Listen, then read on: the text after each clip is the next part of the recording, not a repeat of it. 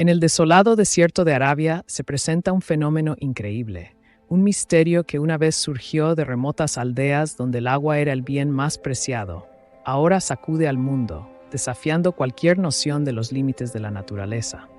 El agua apareció en el desierto. ¿Por qué ocurre este extraño fenómeno? ¿Es esto un acontecimiento natural o una señal divina? En este episodio explicaré con más detalle. Dale un buen like, deja tu comentario abajo y comparte este video con tus amigos. Cuando se menciona Arabia, la gente inmediatamente piensa en un lugar seco y desolado. Si has visitado un desierto, habrás notado la escasa cobertura vegetal, o en ciertos desiertos arenosos, la casi total ausencia de vida vegetal. Los animales son muy raros. Los desiertos calientes ubicados de 15 a 25 grados al norte y sur del Ecuador tienen sol durante todo el año. El aire que desciende constantemente y las altas presiones estables crean un clima cálido, mientras que las temperaturas diurnas pueden ser tan altas como 45 grados, las temperaturas nocturnas pueden estar cerca del punto de congelación, ya que el calor se pierde por radiación hacia los cielos nocturnos despejados. El desierto del que queremos hablar hoy es el Rub al-Khali, la vasta región desértica en el sur de la península arábiga que forma la mayor parte del desierto árabe. El Rub al-Khali es la zona de arena continua más grande del mundo. Es muy árido, una de las regiones más secas del mundo. El Rub al-Khali está prácticamente deshabitado y en gran parte inexplorado, por lo que aquí el agua es verdaderamente preciosa. Sin embargo, recientemente ha ocurrido un fenómeno extraño. Esta área del desierto de repente expulsó una enorme cantidad de agua desde debajo del suelo desértico, como se ve en el video, dejando a los locales completamente confundidos. De repente, el agua brotó a través del desierto, rompiendo todas las expectativas y leyes de la naturaleza. Ser testigo de tal fenómeno es como ver un milagro suceder ante los ojos de todos. El paisaje, previamente caracterizado por condiciones duras e implacables, ahora vuelve a florecer con vida. En un evento inesperado, la presencia de agua en tal abundancia en una región conocida por su extrema sequedad ha causado discusión y debate entre académicos, científicos y figuras religiosas. Este evento de repente nos recuerda a la tormenta Mekunu en el desierto Rub al-Khali que ocurrió en 2018. En ese momento, este fue un fenómeno raro que no había sucedido en casi 20 años. La tormenta convirtió parte de este cuarto vacío en un lago.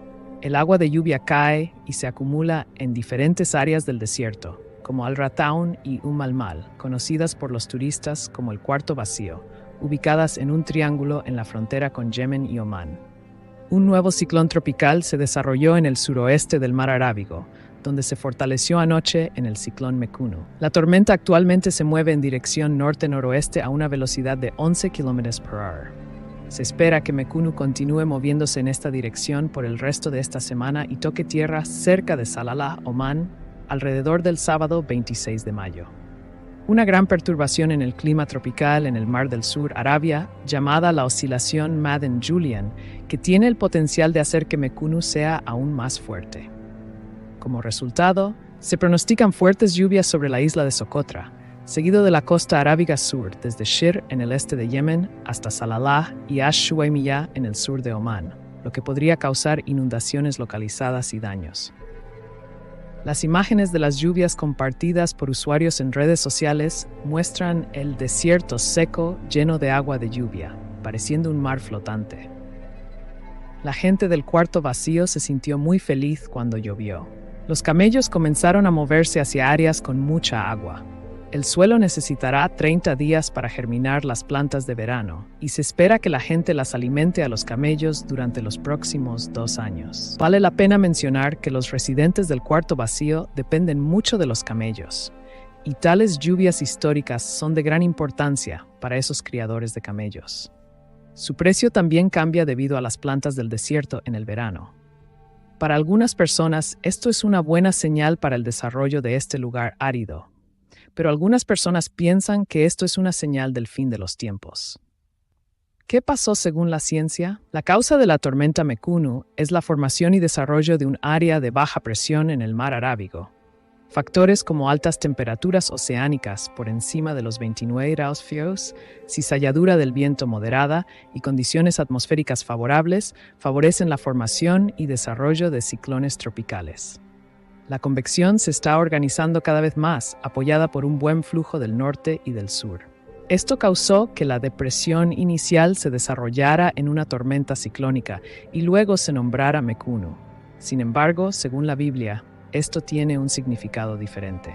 Era el fin de los tiempos. Cuando los discípulos de Jesús preguntaron sobre qué sucedería al final de la era del dominio del hombre, una parte fundamental de su respuesta fue: porque habrá entonces gran tribulación, cual no la ha habido desde el principio del mundo hasta ahora, ni la habrá. Y si aquellos días no se acortaran, nadie se salvaría, pero por causa de los escogidos, aquellos días se acortarán. Estos terribles eventos de los últimos tiempos afectarán a todos en cada parte de la tierra. Especialmente afectados serán los pueblos de Medio Oriente, Europa y también los descendientes de las llamadas 10 tribus perdidas de Israel. Afortunadamente, cuando Jesús regrese para terminar con el mal gobierno de la humanidad, establecerá el reino de Dios. El perfecto gobierno de Jesucristo también se extenderá por toda la tierra para traer la utopía a todos en todas partes. ¿Cuándo será la segunda venida de Jesús? ¿No nos gustaría saberlo? Desde que Jesús dejó a sus seguidores, han querido saber exactamente cuándo volverá. Parte de eso es porque deseamos con urgencia que su reino venga y termine el dolor y el sufrimiento. Por eso los cristianos oran fervientemente: venga tu reino. Pero quizás parte de nuestros deseos también se pueden atribuir a la curiosidad. También queremos poder tomar decisiones sabias en nuestras vidas, y no saber el momento del plazo más importante puede resultar inquietante. Y tenemos que considerar otra razón subyacente por la que muchos quieren saber. Queremos saber cuán urgente deberíamos ser. Si el regreso de Cristo es muy pronto, redoblaríamos nuestros esfuerzos.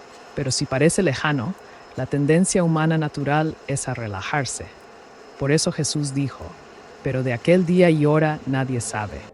Debemos esforzarnos por estar siempre listos, porque el Hijo del Hombre vendrá en una hora que no esperáis. Nuestro celo espiritual debe ser fuerte en todo momento. ¿Por qué las terribles plagas de la profecía del fin de los tiempos? Quizás la pregunta más pasada por alto es: ¿por qué vendrán estos terribles eventos predichos en la profecía del fin de los tiempos? Por el pecado. El pecado es romper la ley perfecta de Dios. Esto significa que el pecado es hacer lo contrario al camino de amor de Dios. Es una manera de obtener egoístamente en lugar de dar desinteresadamente. El pecado es la causa del sufrimiento, la muerte y la destrucción, y nuestra cultura de aceptación del pecado está empeorando más y más. Lee la descripción de Pablo sobre las actitudes tóxicas de los tiempos del fin en 2 Timoteo 3, 1-5, y verás un reflejo de la sociedad de hoy.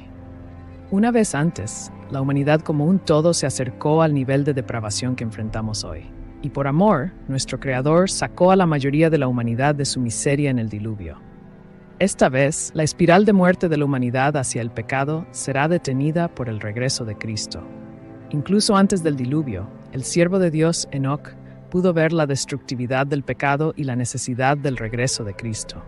De estos también profetizó Enoc, el séptimo después de Adán, diciendo: He aquí, viene el Señor con sus santas decenas de miles, para ejecutar juicio sobre todos y convencer a todos los impíos de entre ellos de todas sus obras impías que han cometido de manera impía y de todas las duras palabras que pecadores impíos han hablado contra él. Judas 1. La profecía del fin de los tiempos muestra que la humanidad estará al borde de la autodestrucción debido al pecado. Pero, ¿por qué nos da Dios la profecía? Porque quiere que nos arrepintamos, que cambiemos. ¿Por qué? Porque nos ama y quiere que disfrutemos de las bendiciones de su camino por la eternidad en lugar de las terribles consecuencias del pecado. Debemos arrepentirnos de nuestros pecados personales. Hechos 2:38. Arrepentimiento significa no solo dejar de pecar, sino dar media vuelta e ir en el camino de Dios en su lugar.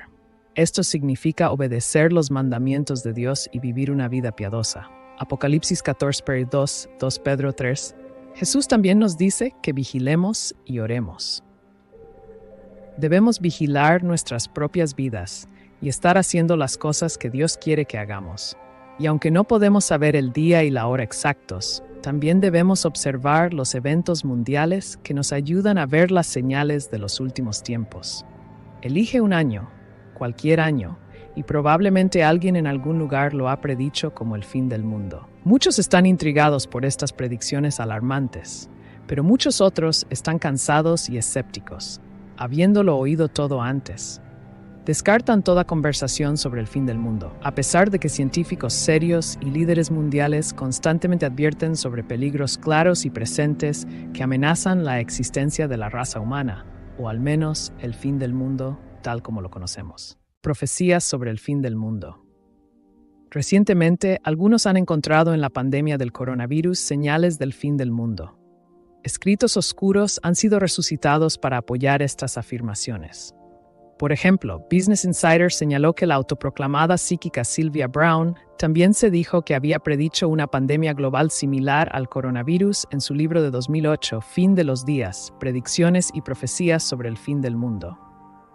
Ella escribió: alrededor del año 2020, una enfermedad grave similar a la neumonía se propagará por todo el globo, atacando los pulmones y los bronquios y resistiéndose a todos los tratamientos conocidos. Aunque su libro se disparó en las listas de bestsellers en marzo de 2020 y copias físicas se vendían por cientos de dólares, su previsión sobre epidemias de ninguna manera fue única. Bill Gates y muchos expertos en enfermedades infecciosas han estado prediciendo algo parecido a la pandemia de coronavirus durante muchos años. Además, Browne, la autora y psíquica, fue constantemente criticada por la inexactitud de sus profecías. Cuando estaba viva, incluso predijo que moriría de vejez a los 88. Murió a los 77 en 2013. Ciertamente, Sylvia Browne no estuvo sola señalando el fin del mundo. Muchos otros han y continuarán prediciendo el fin de la vida tal como la conocemos, el fin de los días o el evento de extinción. Escatología, el estudio de lo que la Biblia dice sobre el fin de los tiempos. Hay todo un campo de estudio bíblico conocido como escatología. Es el estudio de las últimas cosas, de las profecías del fin de los tiempos y más allá. Pero no todos los que estudian la profecía bíblica del fin de los tiempos establecen fechas específicas o andan gritando o hablando solos. Y sorprendente para algunos, el fin del mundo es en realidad una buena noticia. ¿A qué te refieres con fin? Algunos de los que predicen el fin del mundo basan su redacción en la traducción de la versión antigua del Rey Santiago de versículos como Mateo 24:3. Los discípulos preguntaron a Jesucristo: «Dinos, ¿cuándo serán estas cosas? ¿Y qué señal habrá de tu venida y del fin del mundo?». La palabra traducida como fin aquí proviene del griego sunteleia, que significa llevar a cabo algo conjuntamente. El Diccionario Expositivo Completo de Palabras del Antiguo y Nuevo Testamento de Vine, 1985, define fin, conclusión. Vine continúa diciendo que fin del mundo es engañoso. Consumación de la era es más apropiado. La palabra no denota una terminación, sino la culminación de eventos al clímax designado. Jesucristo lo expuso en términos de malas y buenas noticias. Dijo: «Porque entonces habrá gran tribulación, como no la ha habido desde el principio del mundo hasta ahora, ni la habrá. Y si aquellos días no se acortasen, ninguna carne se salvaría. Pero por causa de los escogidos, aquellos días se acortarán». Mateo 24. El peor momento en la historia humana es una noticia bastante mala. Pero Cristo intervendrá para prevenir la destrucción total de la raza humana. Y a partir de entonces son muy buenas noticias. Más sobre las buenas noticias en un momento. ¿A qué te refieres con mundo? La versión nueva del Rey Santiago y muchas otras versiones modernas aclaran Mateo 24:3. Los discípulos preguntaban sobre el fin de la era. La palabra griega aion significa una era, un periodo de tiempo. Es como la edad de bronce, la edad de hierro, la edad media o incluso la edad dorada de la televisión. Todas estas son partes de la era del mal gobierno humano de la tierra. El apóstol Pablo la llamó esta presente era malvada. Gálatas 1:4. Hechos 3:19 llama a la era venidera los tiempos de refrigerio. ¿Quién podría negar que este mundo necesita desesperadamente un refresco? Muchos pasajes bíblicos inspiradores describen esta venidera era de utopía. Uno de mis favoritos está en Miqueas 4. Acontecerá en los últimos días que el monte de la casa del Señor será establecido en la cima de los montes, y será exaltado sobre los collados, y fluirán a él los pueblos. Y muchas naciones vendrán y dirán: venid y subamos al monte del Señor, a la casa del Dios de Jacob, y nos enseñará sus caminos, y andaremos por sus sendas. Porque de Sión saldrá la ley, y la palabra del Señor desde Jerusalén. Él juzgará entre muchos pueblos, y corregirá a naciones poderosas de lejos, y convertirán sus espadas en rejas de arado, y sus lanzas en podaderas. No alzará espada nación contra nación, ni se adiestrarán más para la guerra. Pero cada uno se sentará bajo su vid y bajo su higuera, y nadie les hará temer, porque la boca del Señor de los ejércitos ha hablado. Miqueas 4. Fin de los tiempos. La analogía de los dolores de parto y el nacimiento. Otra analogía que la Biblia da para describir la culminación de la era del hombre y el comienzo de la era de Dios es la del embarazo, que culmina en el nacimiento. El mundo del fin de los tiempos experimenta dolores de parto. La palabra dolores significa dolores de parto en Mateo 24:8. Mientras esperamos con ansias el nacimiento de una nueva era, el reino de Dios, pues sabemos que toda la creación gime y sufre dolores de parto juntos hasta ahora. Bueno, ¿cuándo vendrá el fin de la era? Esperemos que al mirar estas escrituras y al mundo de hoy, te haya convencido de que el fin de esta era y la segunda venida de Jesucristo para establecer el reino de Dios es la mejor noticia que este mundo puede escuchar. Así que ahora quizás tú también quieras saber cuándo. Jesucristo sí estableció las principales tendencias en el marco profético. Nos dice que velad, pues, y orad en todo tiempo, y que discernamos las señales de los tiempos. Lucas 21:36. Pero podemos saber exactamente cuándo. Pero de aquel día y hora nadie sabe, ni siquiera los ángeles del cielo, sino solo mi Padre. No podemos conocer el momento exacto. Él no quiere que lo sepamos. Quiere que anhelemos ese día, oremos por Él, estemos preparados para Él, y luego esperemos pacientemente por Él. El otro extremo. ¿Dónde está la promesa de su venida? Cuando falsos predicadores están continuamente prediciendo fechas exactas para el fin del mundo, solo añaden al entretenimiento y al escepticismo de muchas personas. No es difícil ver por qué muchas personas no creen en el retorno de Cristo en absoluto. Pedro profetizó que en los últimos días vendrían burladores diciendo: ¿dónde está la promesa de su venida? Porque desde que los padres durmieron, todas las cosas permanecen tal como desde el principio de la creación. Pedro 3. ¿Qué deberíamos estar haciendo ahora? No saber exactamente cuándo Jesús regresará no debería hacernos perder la urgencia y la motivación. Jesús nos advirtió que no siguiéramos el ejemplo de la gente de los días de Noé, porque como en los días antes del diluvio, estaban comiendo y bebiendo, casándose y dando en matrimonio, hasta el día en que Noé entró en el arca, y no lo supieron hasta que vino el diluvio y se los llevó a todos. Así también será la venida del Hijo del Hombre. Mateo 24:39. Cristo incluso advirtió que si uno de sus siervos dice en su corazón: mi Señor tarda en venir, y comienza a golpear a sus compañeros de servicio y a comer y beber con los borrachos, el Señor de ese siervo vendrá en un día en que no lo espera y a una hora que no sabe. En cambio, deberíamos ser como el siervo fiel y prudente que Jesús elogió, a quien su amo hizo gobernador sobre su casa, para darles alimento a su tiempo.